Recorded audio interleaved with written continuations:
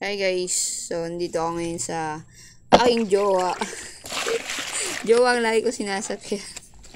So lilinisan ko siya ngayon. So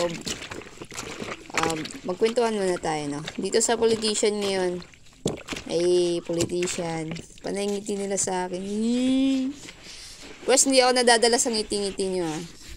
So ngayon guys, pipiliin natin yung karapat-dapat, no? Yung deserving sa ating bot kasi tayo yung magdidesisyon ngayon kung sino yung nararapat eh. Nga pala guys, dun sa lugar namin kakaiba. Yari na ako nito, baka din ako makauwi. Sa lugar namin marites makinig. Tapos sa lugar namin guys kakaiba, alam nyo ba na sa araw na ito bagsakan na ng pera nun. Pero dito guys is bawal. Kasi tinatawag yun buying voting, no? Pero alam niyo naman ang ugali ng politician ngayon.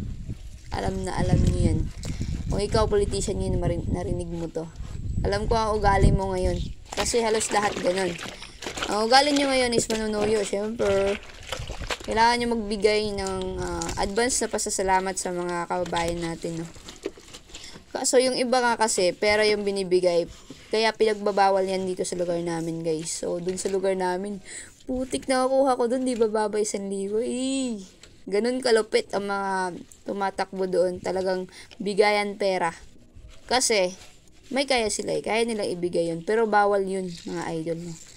Pero tayo na tao na, syempre binigyan ka ng pera, sabihin mo ba naman, ay, di po ako tatanggap niyan kasi di po ako nagbebenta ng boto. Pero, nagbibigay yan sila mga idol na sa'yo yung desisyon. Bakit? Kunin mo yung pera. Hindi naman ibig sabihin nun na with resibo yun. Hindi ka naman niya sasamahan pagdating dun sa voting area, di ba? So, nasa'yo pa rin yung desisyon. Binigyan ka ng pera, tanggapin mo. Kasi, yun nga sila ngayon. Magbibigay talaga sila. Kung anong gusto nilang ibigay. Merienda, snack. Tanggapin mo yun. Pero hindi ibig sabihin mga idol na bebenta mo na yung boto mo. Huwag mo benta yung boto mo. Diba?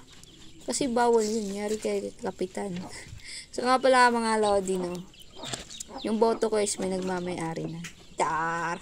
Simula kasi dumating ako dito mga idol. So nakita ko talaga yung ginawa niya. Lalo na sa akin.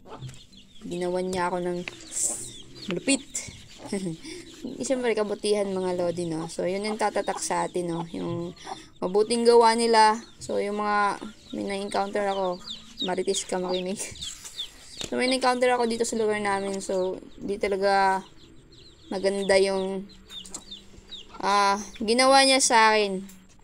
So kung alam niyo lang. So talagang ngayon hindi ko siya iboboto. Bahala siya sa buhay niya. So wala akong mini-mention pero hindi ako boboto ng mga taong bad influence. Charot, nakapagsalita itong agent na kasino. Hindi naman. Bad influence mga idol, no? Kasi kayo na tumatakbo, kayo yung halimbawa eh. Kayo yung maging modelo dito sa lugar namin. Kayo yung magpapatakbo ulitin ko, no? So, dapat makikita namin sa inyo yung mga gandang ugali nyo. Mga gandang halimbawa sa mga kabataan.